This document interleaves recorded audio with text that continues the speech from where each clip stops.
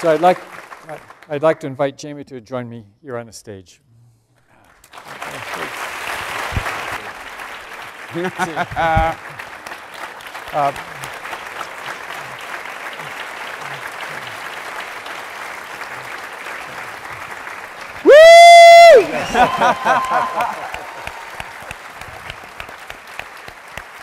Bless you. Yeah, thank you. Thank you very much. Jamie's efforts have really been extraordinary over many years, especially his efforts focusing on the reducing the burden of childhood obesity. He's had television shows. He has a foundation that's generously supported this work. But probably most of all, he's been there what he describes as skin on skin in the schools, in the restaurants, in the neighborhoods. And that's really extraordinary amount of energy he's put in, his thousands and thousands of hours. And for this reason, we're really very honored to have you be the recipient of the 2012 Healthy Cup. Thank you very much. Thank you so much. And now it's my pleasure and your treat to turn the podium over to Jamie. Okay. Wow. Okay, well, it's lovely to see such a large amount of clever people. What on earth am I doing? I once dreamt of having to be able to hold a cup like this, you know, for soccer, football, and it wasn't meant to be. But I have to say, if there's ever a cup to hold, this represents something way, way more important.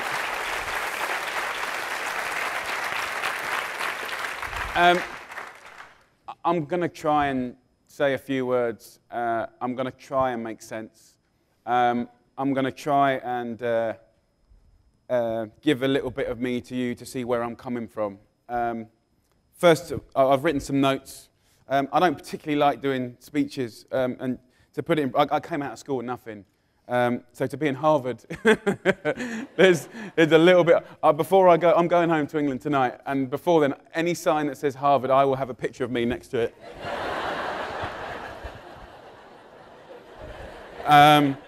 So I would like to milk it, as they say in England. Sincerely, first of all, to Dr. Walter and all of the Nutrition Roundtable, thank you so much for this honour. What an honour. It's really useful. It's a useful honour. This is useful to me. This gives me, I hope, a relationship going forward that, you know, to be able to dip into you guys, unbelievable. But also on my continued journey of, I guess, activism, stirring, you know, to have this, it means a lot. I wrote the sort of notes for this speech this morning. I didn't really, as I said, I don't like writing speeches. I try not to do them too often. Food Revolution Day was a little start, May 19th. We actually got to 668 cities, which is great, 64 countries. It just gathered momentum, you know, and we didn't finance it. We just put it out there into the communities. And we're just starting to hive all the data and the, you know, the pictures and the videos and the things that have been done. But what's beautiful about it is for a first year of a very organic day, people really loved the excuse to stand up for real food. They really need it. There's a lot of really great people around America, the UK, and the world that are passionate about the things that you're passionate about. Mothers, fathers, groups, all trying to make a difference. But you guys know how hard it is to make a difference, because even when Harvard comes up with the data and the measurements and the statistics and the facts and all of the things about protecting public health, you also know how hard it is to go up against big business and try and get stuff to happen in government. It's disgusting. It's disgusting. So I'm kind of just going to put it out there. So anyone in here got one of these? Yeah. All of you, yeah? Apart from Dr. Walter, he hasn't got one. Okay, I've got, anyone on Instagram? Everyone, whoever's on Instagram say, yeehaw. Right, so Dr. Water, you've got to get with the game. Okay, so I've been, I know the dude that invented Instagram. I met him 18 months ago. He was skint. He just sold it 2 weeks ago for $1 billion. It's an app, and it's a community. And on my community, I just went onto my iPhone notes, and I wrote about 2 hours ago, "Dear Instagram, work with me, please. Imagine a world where any person had the same access to a happy, healthy, long life, rich or poor, regardless of race or religion. Where every child was educated about how amazing food is, where it comes from, how it affects their bodies, and how it can save your life. Where children were fed real food, and it was nutritious at school from the age of 4 to 18. Now, you guys, carry on, Instagrammers. And since then, 3,200 people have liked that. And 618, which is a conversion, if I remember rightly, clever people, of 1 in 6. 1 in 6 have commented. And I'm just going to mention a few. This is real people, live. Imagine a world where I knew where my meat came from and the animals were treated with respect. I'm going to fast forward 50, and hopefully there'll be no rude ones. Imagine a world where children and parents gardened veggies together. Let's just fast forward. Make one that makes sense. Imagine a world where the value of fresh water would be taught since kindergarten, and aqueducts would be built to reach the drought-ridden fields of every village, deserted, devastated area. It's getting deep, right? I've been through about 200 of these, and they're all really good. And if you use Instagram, half an hour, people are on it. 1 in 6 people are on it. I'm going to give you some of my list, and I won't bore you with it. But, this is just what I was kind of thinking. Where children could get clean, safe water, where mothers wouldn't feed Coca-Cola in bottles to their babies, where every child was taught about food. We did that one.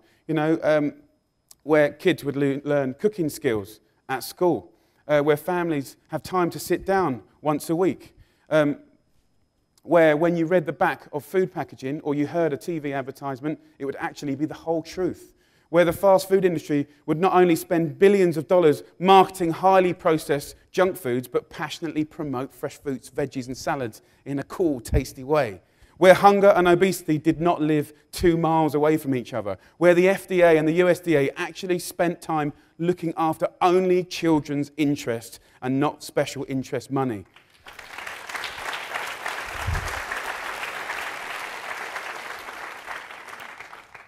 That's not bad for this morning, is it, really? Where small family farmers that really needed help and support would get it, and where industrial farmers didn't.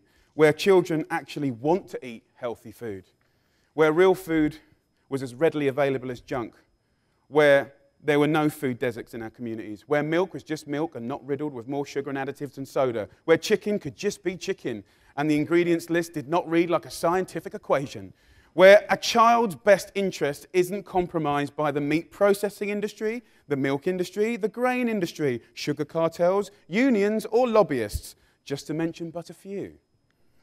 Where kids have more than 23 minutes for lunch.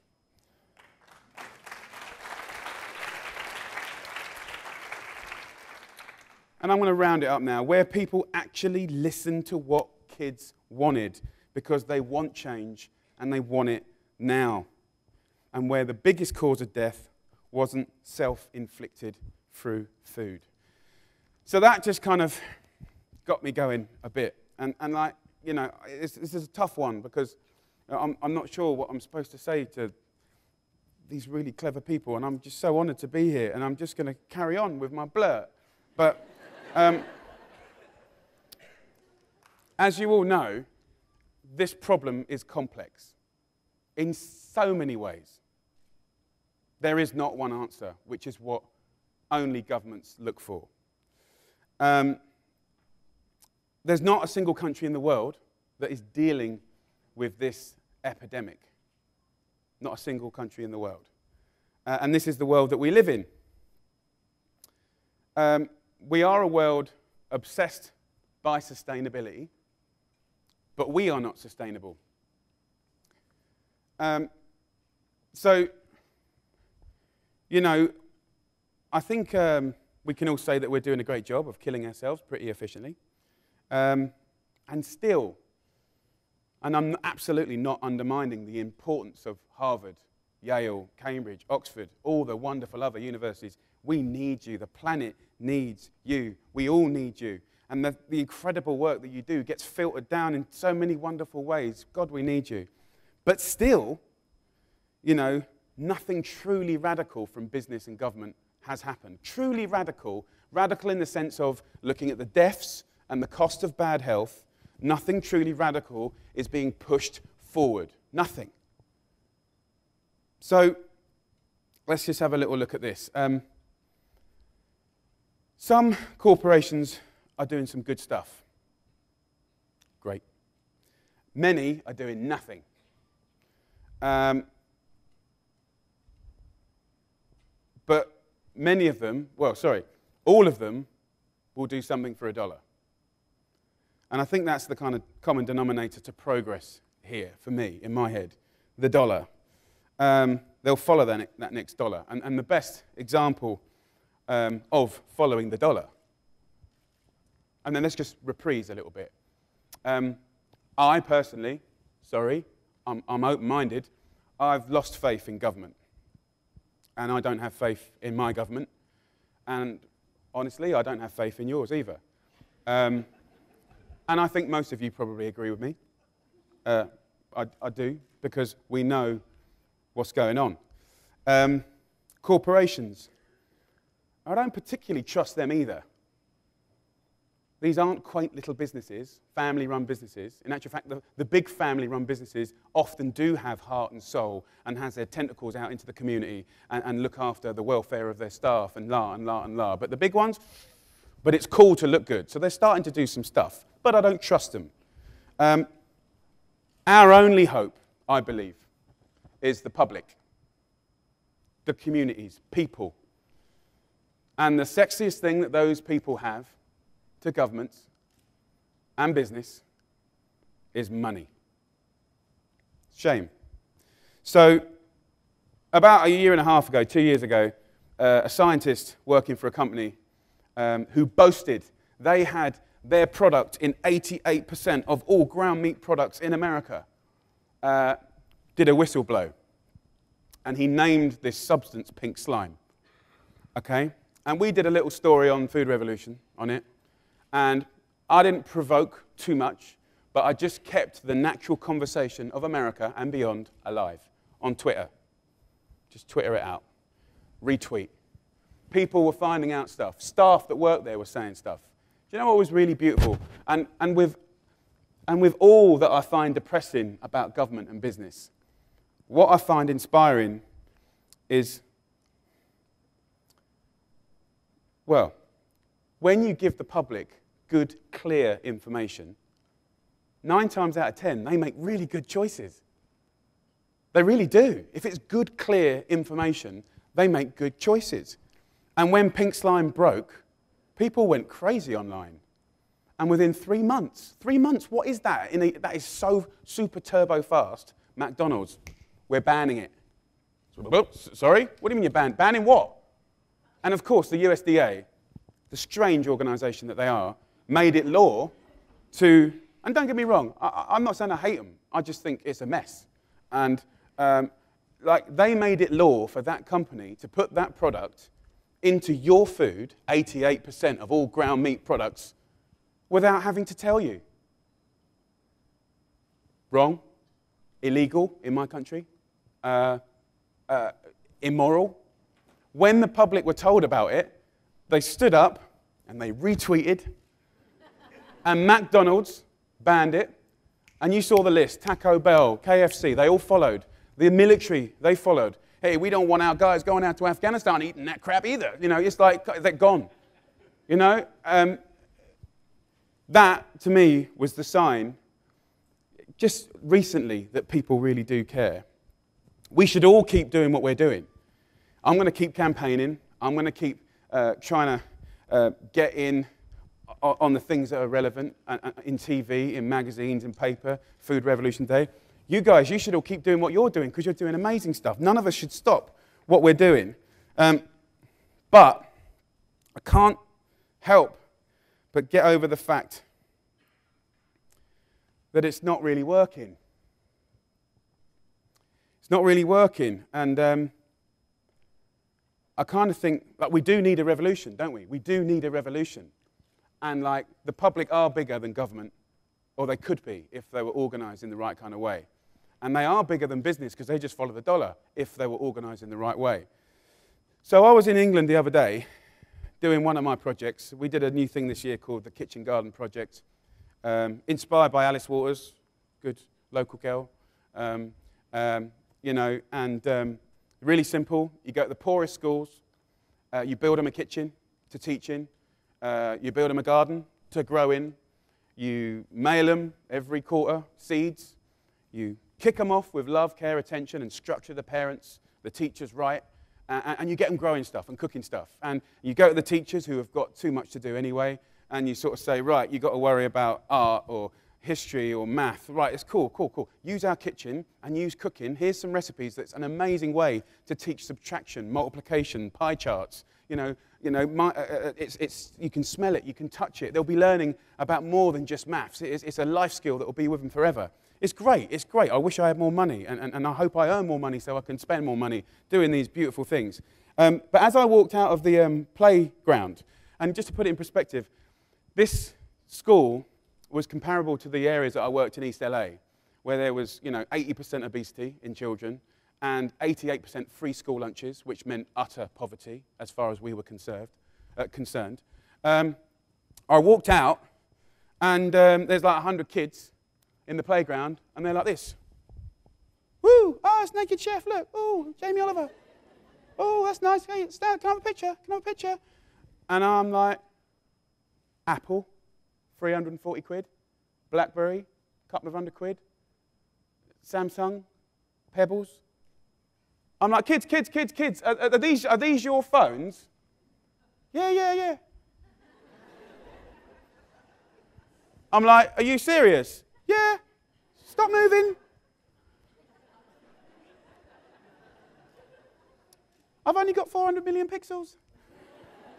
But I just spent God knows how much money building a kitchen and setting up a structure, and God knows how much the foundation cost me this year for these poor kids. That in front of me was 40 grand of tech. And one of these phones had more technology than that was on the first rocket that went to the moon. So clearly, you're all bright people. You know about, the changing of cultures and priorities and nutrition transition and all that malarkey.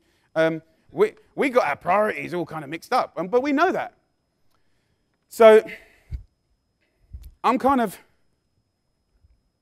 passionate and depressed about where we're at. And the data that you guys, more than anyone in the world, know about is not small, it's great. The pain and anguish and the slow deterioration of health, self-confidence, happiness, productivity, joy, we're being squashed by what we know as the epidemic of obesity, bad health. We can't afford it. So I'm kind of thinking, I don't know what the answer is. No one does, really, because we would have done it by now, wouldn't we? And we haven't.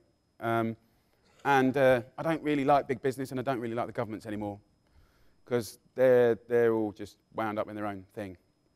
So I'm focusing on the public, as far as I'm concerned. I'm just focusing on the public.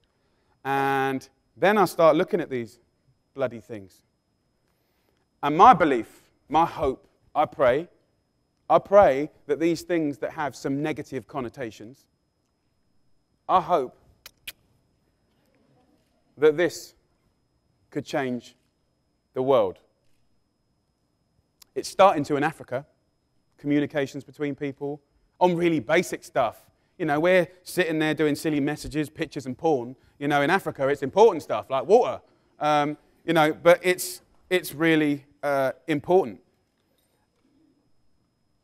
This could change the world. Now, I don't know the answers, like I said, but if an app could be used to just get to know you, 10 questions, boom, I know who you are, I know where you're coming from, I know if you're rich or poor, I know where you live, I know if you've got kids, I know if you're a single mother, you know, and as you use it more, it intelligently gets to know you even more about your patterns. Maybe, because in 5 years' time we won't have credit cards anymore, they'll all be on here. Maybe the revolution that needs to happen is just there. Maybe that app could help you spend your money more than often in the right direction, supporting the right people. And if you want to scratch deeper, it's like an onion, baby. You know, you can have recipes, you can have help. If you're diabetic, boom, diabetic relevant. If you've got specific information. If you're a single mum, you've got $50 to feed your family a week, boom, recipes. It's all just noughts and crosses, and some clever bastard's got to join it all up. And they're out there. They're definitely in America, and they're definitely in San Francisco. And they're definitely in this room. My wish is that in the next 3 years, a real food revolution happens. As mental as Facebook. Who would have thought that? You know, Instagram got sold for $1 billion 2 weeks ago. It was 18 months old. It had 40 staff. I hope, I pray, that something beautiful that is so loved by rich and poor, that could be used to pay very shortly for everything, could help slowly drive the American, the British, the global public, slowly but surely, into a better, healthier future. I believe it. I really believe it. We can't say it can't happen because too many things that are bonkers have happened. So I'm going to wind it up. Without doubt, modern day health is a basic human right. And my uncompromised belief is that whether you're English, American, or any dude on the planet, I believe that most of the time we'll make great decisions if we're informed properly. And therefore, that gives us hope. And we could really, really deal with that. We could really do with that right now. Thank you.